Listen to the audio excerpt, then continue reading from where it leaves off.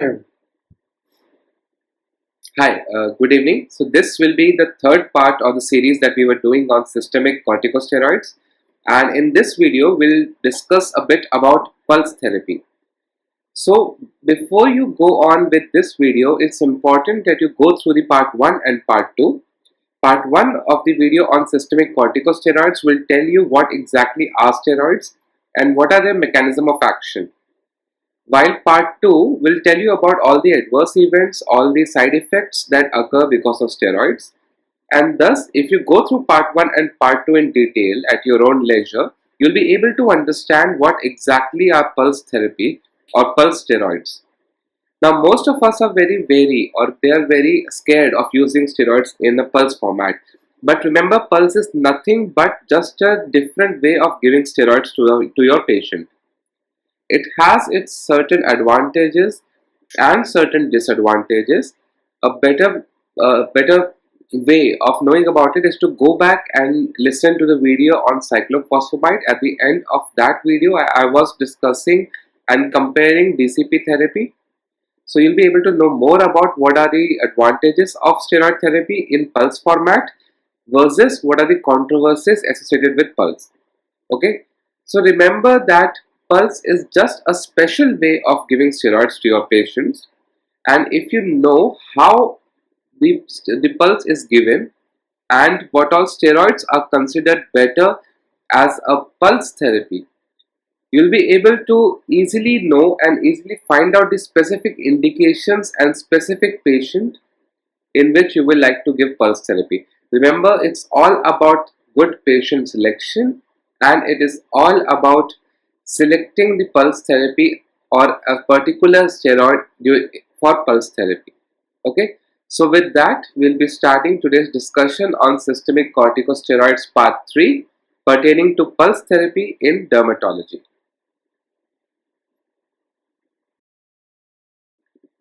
Now, what is the definition of pulse?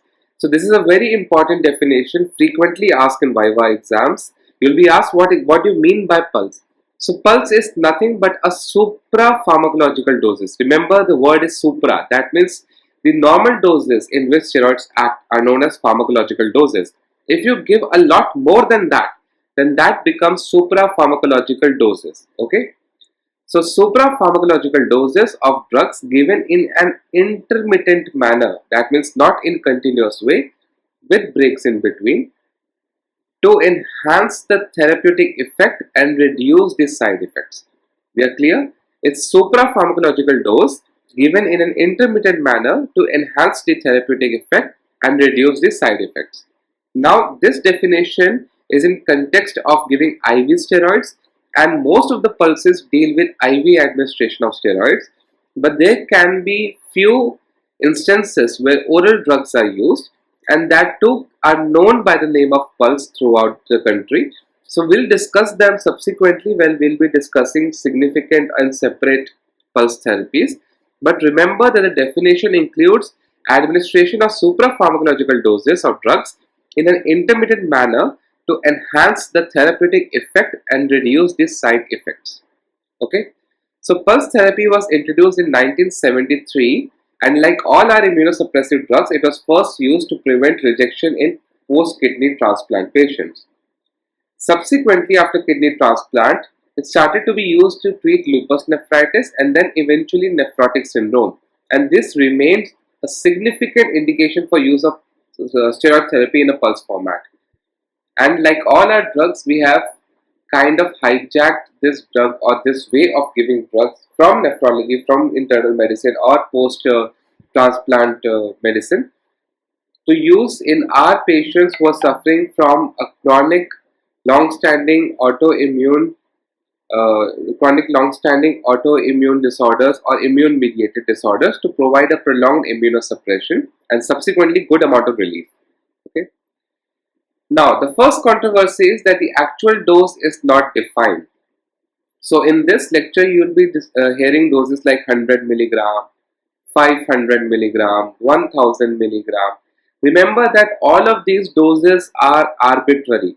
They were chosen at random. The person who tried pulse thought that 100 milligram is a good amount of immunosuppression. It's a round figure, easy to remember.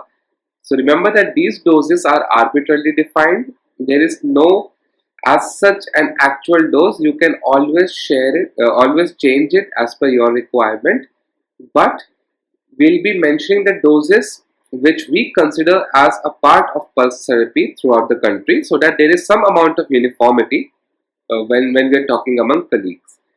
Now, it's a generally taken definition that any steroid given in an intermittent manner in which the steroid equivalent dose is more than 250 milligram prednisone in a single day is to be termed as pulse. So let me clear this line for you.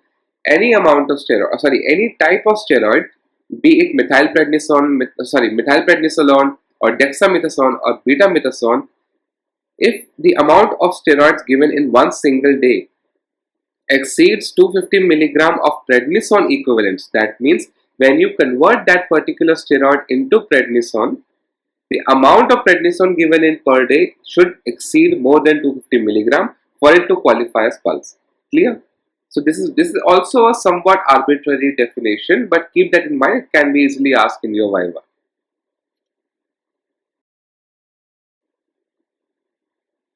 Now, there are two major agents that are given in a pulse format. One is IV methylprednisolone, the other is dexamethasone. There are other agents also, and we'll discuss them in detail, don't worry.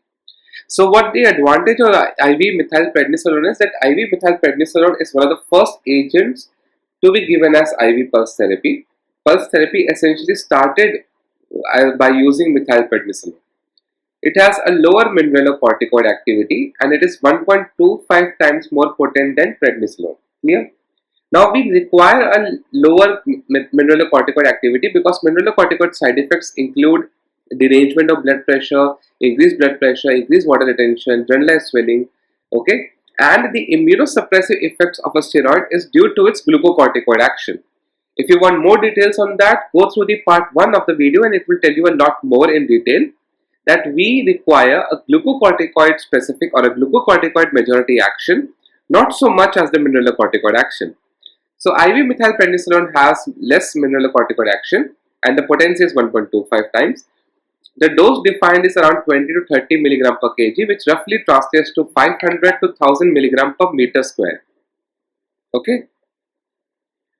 So in a single day, 500 to 1000 milligram per meter square is to be given per pulse, and maximum you can go till 1 gram. So this is the maximum dose. Okay.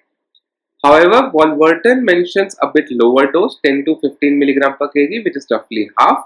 So anything above 250, anything around 250 to 500 milligram per meter square per day is good enough to classify as IV methylprednisolone pulse. If we are using dexamethasone as the agent of choice, it also has minimal mineralocorticoid activity. Now remember, when we were classifying steroids in part 1 of this video, from short acting to intermediate acting to long acting, as we were going from short acting hydrocortisone to long acting dexamethasone, the mineralocorticoid activity decreased. So even dexamethasone has minimal mineralocorticoid activity and the potency is about 6.7 times prednisolone. Okay. The major advantage is that it was cheaper. And remember, when I say it was cheaper, nowadays the cost is somewhat similar. So the added advantage of dexamethasone for it to be cheaper than methylprednisolone is not that much. It is also mentioned that dexamethasone pulse used to cost 1/3 of methylprednisolone pulse. So it was 1/3 it was 3 times cheaper than a IV methylprednisolone pulse. That is why in dermatology we use dexamethasone pulses rather than using methylprednisolone for our patients. But now the cost of these two drugs are somewhat similar. So maybe that advantage is not that existing as of now. Okay. Now remember that in methylprednisolone, the glucocorticoid to mineralocorticoid activity as compared to hydrocortisone is roughly 6:1. That means it is having 6 times more glucocorticoid action than its mineralocorticoid action. And remember, for immunosuppression to take place, we require a steroid to exert its glucocorticoid action. Clear? So let's move forward. Okay. So why did we decide to use this way of giving IV steroids? You need to understand that what is the rationale behind using high dose corticosteroid for only 3 consecutive days in a month. See, high dose of corticosteroid will provide a quick and significant immunosuppressant. The effect of that immunosuppression lasts for about 3 weeks. For example, if this is a graph and this is 0 day to 30 days of the month, and if we give pulse at the 0th day, the immunosuppression, or let's say the immunity, will go down and it will be kind of lower down till about 3 weeks. By the time in the last week, it will keep on starting to climb up to return to its normal, or you could say pathological activity. It will be the time for the next pulse. Okay, so it's like continuously suppressing the immunity till the time the disease is under control and starts to heal. And if you remember the part 2 video, HPA axis takes about 14 to 30 days to revert back to its normalcy. So by the time the next pulse is to be given, HPA axis has returned back to normal. So there is no prolonged suppressive effect on HPA axis. If you still want a bit more clarification on HPA axis, go back and listen to part 2 of the video. Your whole concept about HPA axis and its suppression on exogenous steroids would be clear. Now remember that steroids have 2 types of actions, genomic and non-genomic, and these are mentioned in the part 1 of the video. High doses of steroids will lead to non-genomic action. Okay, so you could say low dose or moderate dose have a genomic action, and as the dose keeps on increasing, the non-genomic actions also start to form. And these non-genomic actions are essentially the same as genomic actions. It's just that since now 2 arms are acting against immunity, you will be finding that you'll be providing a much significant, a much deeper, or a much stronger immunosuppression if you use a higher dose corticosteroid. Okay. Remember then that as per the British Journal of Dermatology, or you could say BAD, British Association of Dermatologists guidelines, and these are very good guidelines, do not go by the name. So BAD guidelines for pemphigus mentions the strength of recommendation as D, while the level of evidence as 4 for pulse steroids. Okay, and they have taken into account Dexamethasone Pulse and Dexamethasone-Cyclophosphamide Pulse, but the major discussion is through the use of DCP in pemphigus. So the strength of recommendation is D and the level of evidence is 4. So let me know if you want to know more about what are those strength of recommendations, or what do you mean by level of evidence. Maybe I can make a short video on that.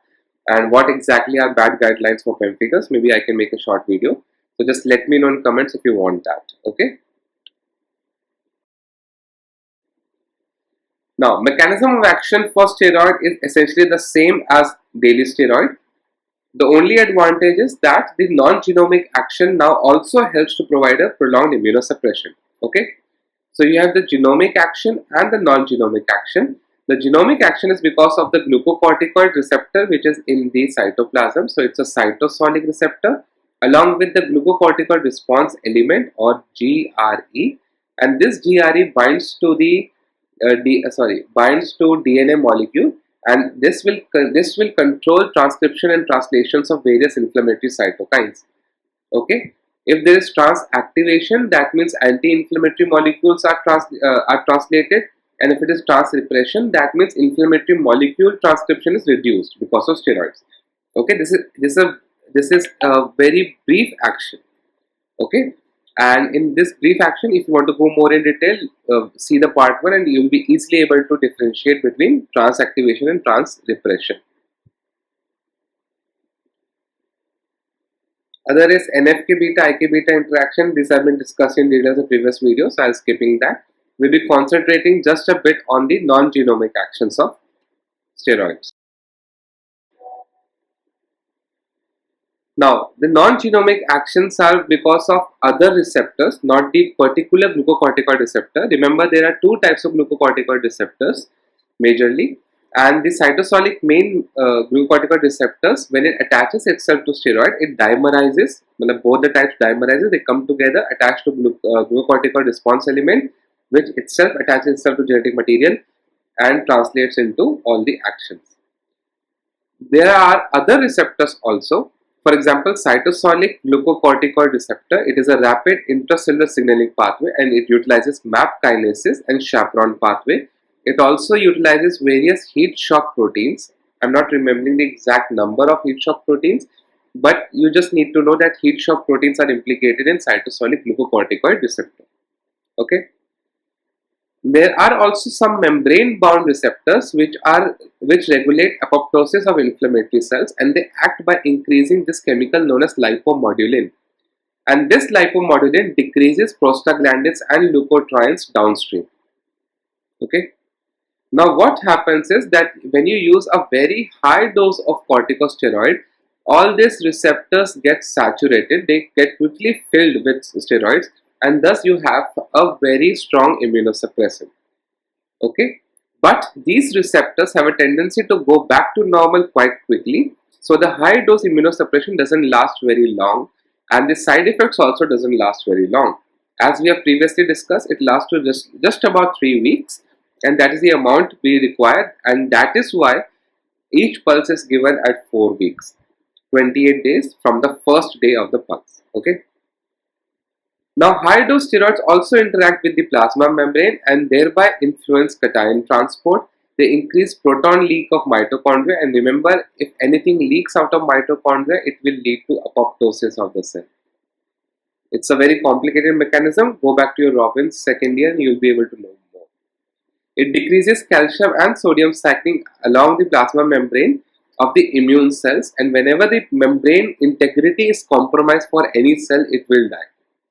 And you know that calcium and sodium are one of the most quickly moving anions through the cell membrane. So it leads to a rapid immunosuppression.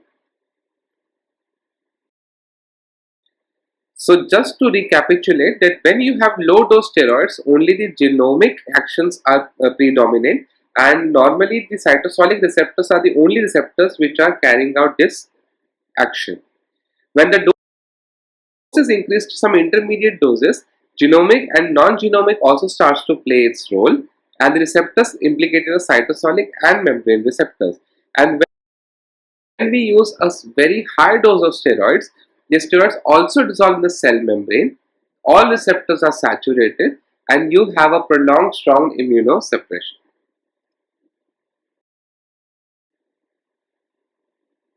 Let's discuss the practical aspects of pulse, how to give pulse and what exactly is the mechanism or the protocol that you should follow, how to give pulses. So initially when pulses were started, they were given over 10 to 20 minutes.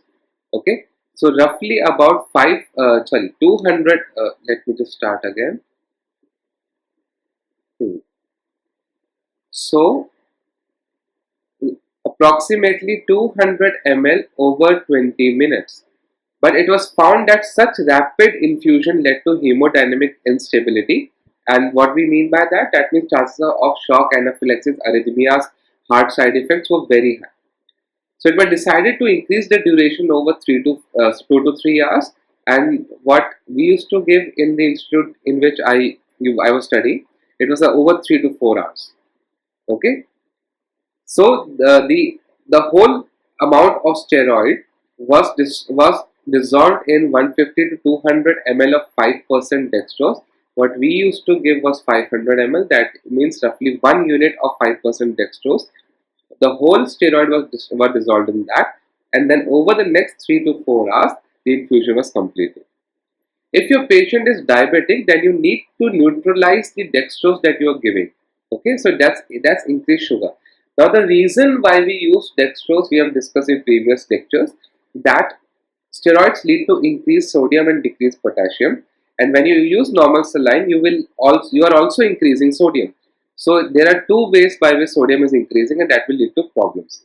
So it's better to use 5% dextrose. But since you are providing additional dextrose to the patient, you need to neutralize that increased sugar. And if a patient is suffering from diabetes and the patient is receiving high dose steroids, it's better to neutralize that sugar by using insulin. So 8 units to insulin, the books mention 10 units, but we used to use 8 units. 8 units of insulin for every 500 ml of 5% dextrose in diabetics, and the regular treatment has to continue. Okay. If there are any infection, any kind of infections, treat the infection first. Clear? No foci of infection should be there, otherwise patient might land in deep trouble. So it's better to treat the infection, and sometimes if you think, give pulse under a good antibiotic cover, but make sure that the infection is under control. How to monitor patients on pulse therapy? First of all, initially it was given as an IPD basis. Then gradually it shifted to 1-day procedure, 2-day procedures. That means the patient has to be admitted for only 3 days during the duration of pulse. But now it can be given as day care. Day care means the patient comes to the hospital, gets his pulse, in the evening leaves the hospital, and the next day comes back again to hospital, takes the second day of pulse, goes back home. Third day comes back to the hospital, takes the last day and goes back home. Okay. So there are 3 ways. IPD is giving pulse in an inpatient, admitted patient. Admitting for pulse means admitting for 3 days, which is the duration of pulse, and then discharging the patient. And day care means not admitting more than 24 hours at a time. Admit for 3 days, give pulse and ask the patient to go back home in the evening. All baseline tests like CBC, LFT, KFT has to be done. Rule out all the infections, especially tuberculosis in our scenario, in our country. You need to rule out tuberculosis. Use a Monto test. The threshold is somewhat higher. It's about 10 to 15 mm. But make sure you take help from your pulmonology colleague if you have doubts regarding Monto reading. Plus, get a chest X-ray done. And if you feel any foci of tuberculosis, better to treat TB than give pulse. Look for some other immunosuppressing agent. Monitor electrolytes. Mostly you need to have a sodium and potassium levels. If the levels are deranged, if sodium is high, potassium is low, or vice versa, treat the electrolyte disbalance first, then think about giving pulse. Any rapid flux of electrolytes can lead to seizures, and this has happened in the past. It has been reported. So make sure that electrolyte levels are within normal range. Do a routine blood sugar to find out blood glucose level, and make sure you neutralize insulin. There could be instances when your patient is not diabetic, but at the day of pulse, because of the previous pulses he has received, the sugars might be out of range. It's better to neutralize the additional dextrose by adding 8 unit insulin, and if the sugars are at a certain higher level, there's no harm in adding 10 units insulin. And if you feel that the patient is having low blood sugar during the pulse, just give them something to eat. Cardiac monitoring is utmost important. Patient has to be attached to a good cardiac monitor throughout the duration of pulse. The heart rate, blood pressure, pulse rate should be measured every 15 to 30 minutes. If there's any instance of arrhythmia, stop the infusion, get an ECG done, get the electrolytes done, and manage arrhythmia first before even thinking of starting pulse. It is one of the dreaded complications, one of the dreaded side effects. If you have any evidence of arrhythmia, stop the infusion then and there, get the electrolytes done, get an ECG done, resolve the arrhythmia, and then consider starting the pulse again at a much slower infusion rate. Start with 50% of the last infusion rate. Clear? Now, the side effects are the same as oral steroids, and you should go back and see the part 2 of the video, which will show you in detail what all side effects do we expect from steroids. So all side effects of systemic steroids are seen, but the extent is less. Now you will notice that I have a star here. The star here is that many of the proponents of pulse, that means many clinicians who regard pulse at a certain higher level, would swear by that the extent of side effects is less as compared to prolonged oral steroid therapy. Now I also believe the same thing, but I am much more cautious about it because I have seen nearly all kinds of side effects in patients who have pulse therapy. But you need to remember that in every patient you treat, no matter what the disease is, no matter what the drug is, you need to balance the pros and cons of therapy. Okay, so if the drug that you are giving has more advantages, then give the drug, be it pulse or be it oral steroids. Give the drug, get the patient out of the misery, and then treat all the side effects. Clear? Now, few of the side effects we know that majority side effects are because of prolonged HP axis suppression, and it is one of the most important side effects of steroids. So there is less HP axis suppression when steroids are given in the form of pulse therapy. Some side effects are linked particularly to the pulse form of administration, and this includes hiccups, flushing of the face, diarrhea, weakness, generalized swelling and weight gain, joint and muscle pain, arrhythmias and shock. And we have discussed that arrhythmia and shock are one of the dreaded complications. Make sure you monitor the heart. Clear?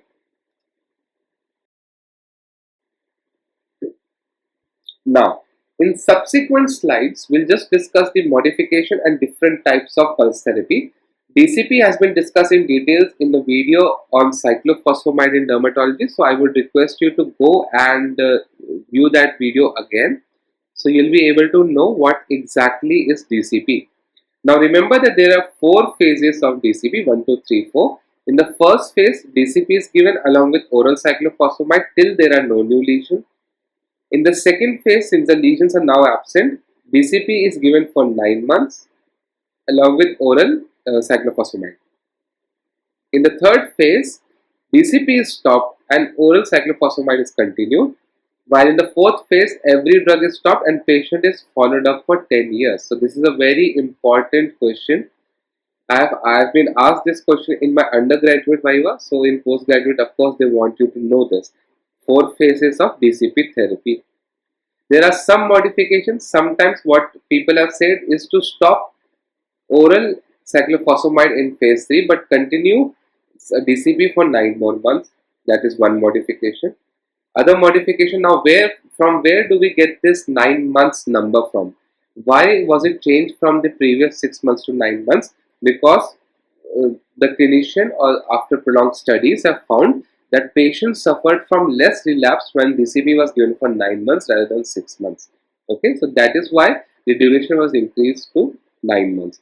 But remember that nearly all of these things are somewhat arbitrary, and the studies done afterwards show that 9 months is roughly the time taken for the B cells to regenerate, and thus if they start to produce autoantibodies again, patient might have a relapse at the end of 9 months. That is why the current evidence say that even if you are giving only rituximab, you might have to give another booster dose at the end of 9 months so that the patient remains in remission. Clear? So again, in details, just go back and see the video on cyclophosphamide. We have discussed DCP there also. Remember that on day 1, 500 in 1 unit of 5% dextrose, 100 milligram of dexamethasone is dissolved, given over 2 hours. On that is repeated on day 2 and day 3 as well. On day 2, 500 milligram of cyclophosphamide is also added in the infusion along with Mesna. Now, what is Mesna? For that, go and look at the cyclophosphamide video and you will be able to know. Some salient features. During these 3 days that the patient is receiving pulse, no oral cyclophosphamide is given. No oral cyclophosphamide is given during these 3 days. Number 1. Number 2, date for the next pulse is calculated from 28 days from the day of first pulse. Okay, so that is very important to understand. 28 days from the first day of the pulse, not the last day of the pulse. Clear? Additionally, in pediatric population, that means if you are dealing with inflammatory disorders in children, the doses are reduced to half. Okay. And for children less than 12 years, it is recommended to use half the dose. So 100 milligram will become 50. And if you are using cyclophosphamide, this becomes 250. But it's better to calculate per kg dose or per meter square dose. Okay. Methylprednisolone-Cyclophosphamide Pulse is essentially the same as DCP. The only difference is that the 100 milligram of dexamethasone is replaced by 1 gram of methylprednisolone. Now, some books mention 4 days. I have seen some articles mentioning 3 days like DCP, and 500 milligram of IV cyclophosphamide is given on 1 day in between these 4 days, and this has to be repeated every month or exactly every 28 days from the first day of receiving methylprednisolone. Clear? The studies that mention methylprednisolone-Cyclophosphamide Pulse are mainly done on patients with pemphigus, and the efficacy in one study was found to be same as oral steroid plus azathioprine. So remember that efficacy might be similar. All you have to deal with is the rapidity of response, the extent of immunosuppression, and the level of side effects you're going to get. Clear? Next modification is Dexamethasone-Azathioprine Pulse. So whenever you're giving pulse to patients who are unmarried who wish to complete their family, remember that cyclophosphamide is not supposed to be given to unmarried patients. It has bearing over fertility. So if you have unmarried patient or any other contraindication to DCP, you replace the 50 milligram daily cyclophosphamide with the patient receiving in DCP and replace it with 50 milligram daily azathioprine in the first 3 phases of pulse. And no bolus doses of azathioprine is given. Okay, so you are replacing 50 milligram of cyclophosphamide daily with 50 milligram of azathioprine daily, but no doses more than 50 milligram is given during pulse. Okay, that means if this is a month, let's say this is a month and these are the 3 days of pulse, for the whole duration of the month you will get 50 milligram of azathioprine, and on 3 days you will get 100 milligram each day of Dexa. 100 milligram of Dexa each day. Clear? So the only difference is that oral cyclophosphamide gets gets replaced by 50 milligram azathioprine and no bolus doses of azathioprine is given. Clear? Now another modification of DCP is DMP. So what is DMP? DMP is Dexamethasone-Methotrexate Pulse, and similarly as DAP, what we do is we replace 50 milligram of daily cyclophosphamide with 7.5 milligram of methotrexate every week. Remember that this is week. Do not give 7.5 daily. Your patient will land up in emergency. 7.5 milligram methotrexate every week during the first 3 phases of the pulse, and only DP is given for 3 consecutive days every 28 days. No bolus doses of methotrexate. So again, as we have seen in DAP, in DMP, in the 3 days of pulse, you received 100 milligram of Dexa, and for the throughout, let me do it a bit more properly.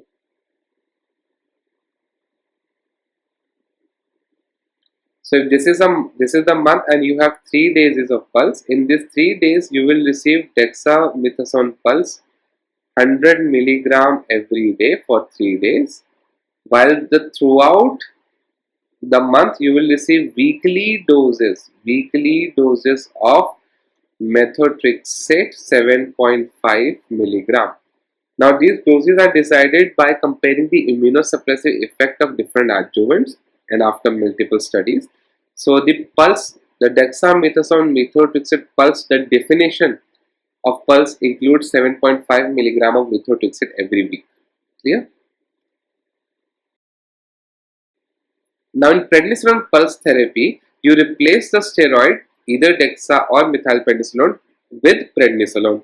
Now I have found 2 different studies in which 200 milligram of prednisolone was given every week for severe cases of alopecia areata going into universalis. Another study gave 100 milligram prednisolone for 3 consecutive days every 28 days. And both of these studies were done in alopecia areata. And they were older studies. I don't think so anybody is using prednisolone pulse therapy as of now. If any of you have seen it being used or are using it in their patients, please feel free to comment in below and let me know what are the responses of prednisolone pulse therapy.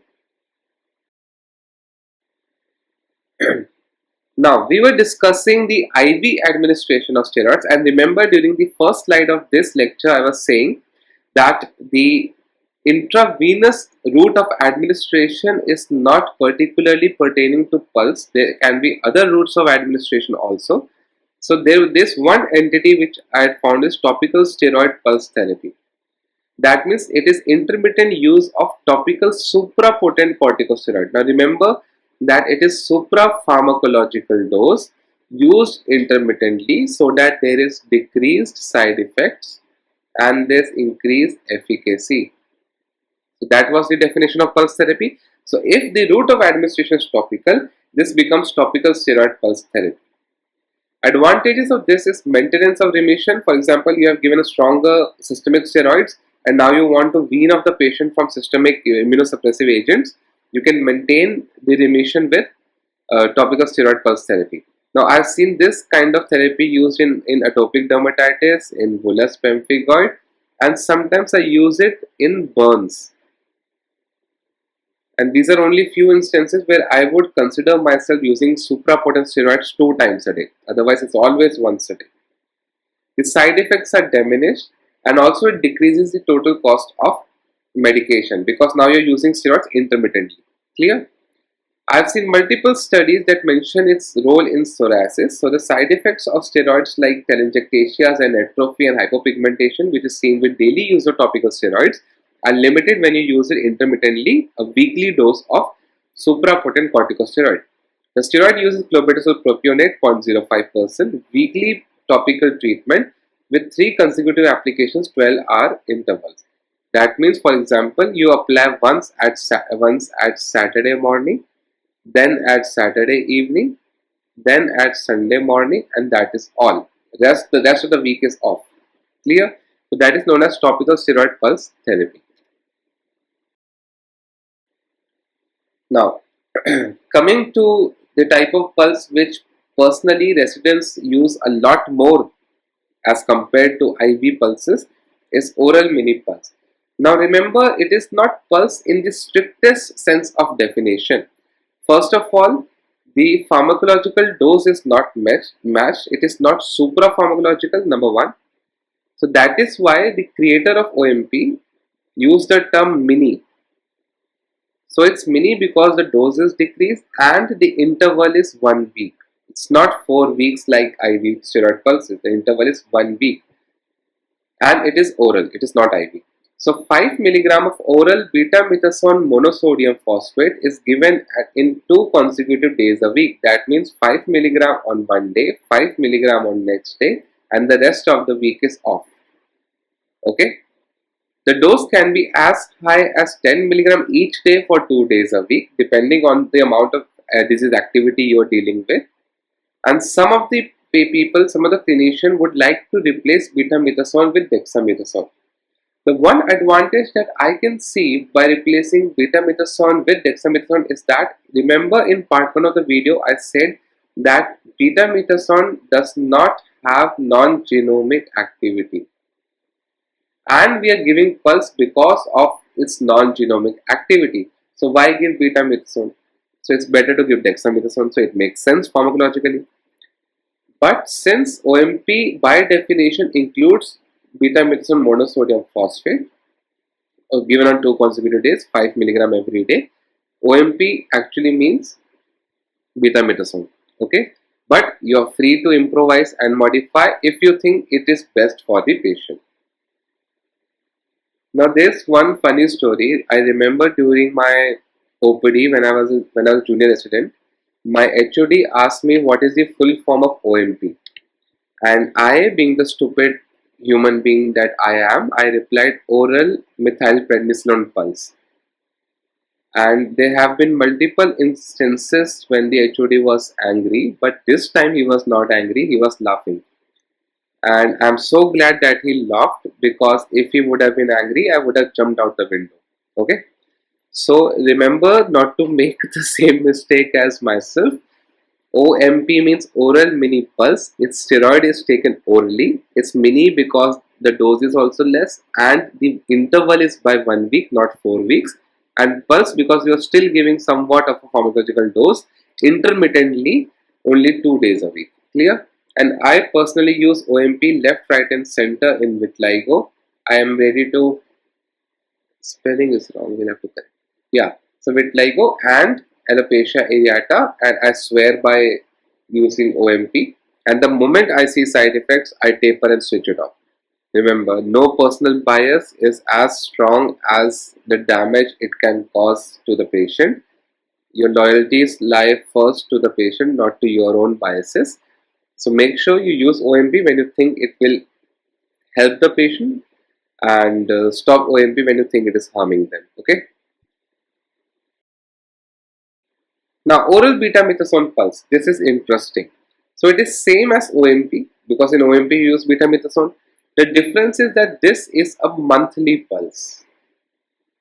That means the pulse is repeated every 28 days.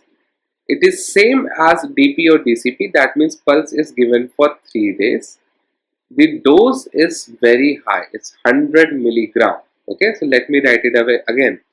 100 milligram of oral betamethasone monosodium phosphate is given over 3 consecutive days a month orally. That is why it is oral betamethasone pulse. I remember a few of the patients of alopecia areata or systemic sclerosis or pemphigus were given OBP, and betamethasone usually comes in tablets of 1 milligram each. I think that's the highest that you can achieve. You can buy from the market. And I remember seeing patients peeling 100 tablets out and trying to dissolve it in coconut water. And when it is fully dissolved, they used to drink the whole water. Okay. Now, why coconut water? Because coconut water is high in potassium. And this is one of my Viva question. How much potassium does a coconut water has? So 500 milligram of potassium is in 200 ml of coconut water.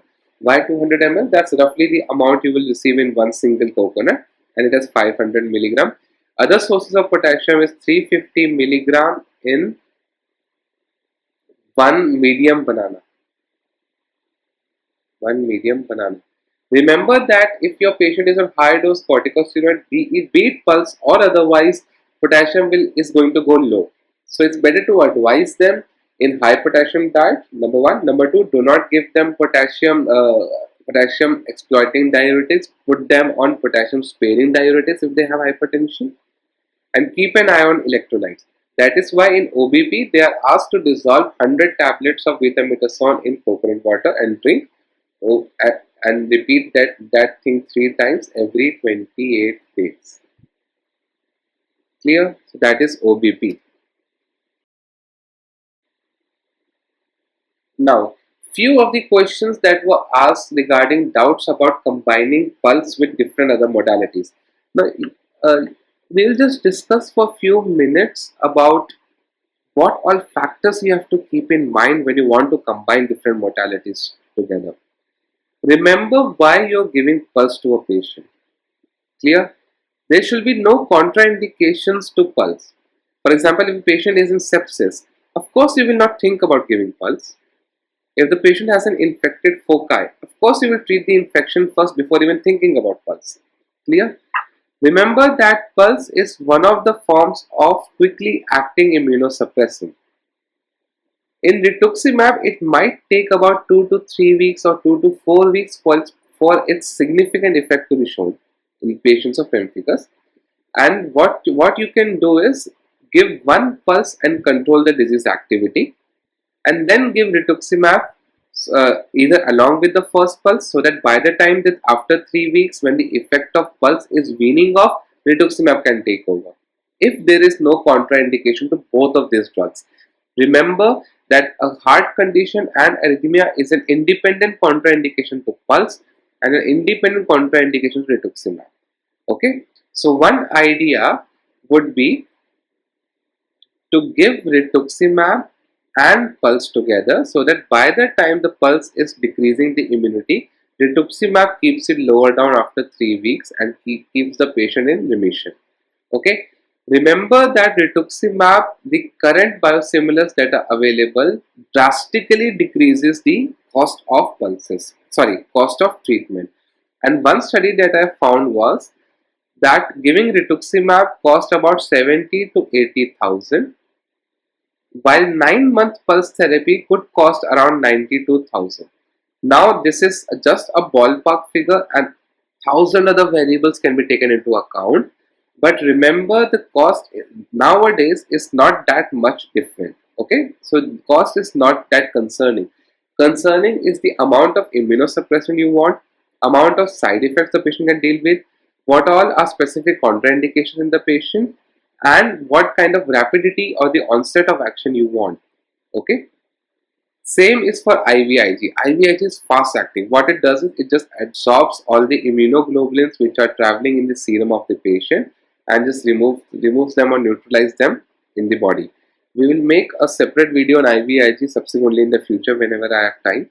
But right now remember that IVIG is faster acting and it's one of the safest modalities to be given in immunoglobulin disorders like pemphigus.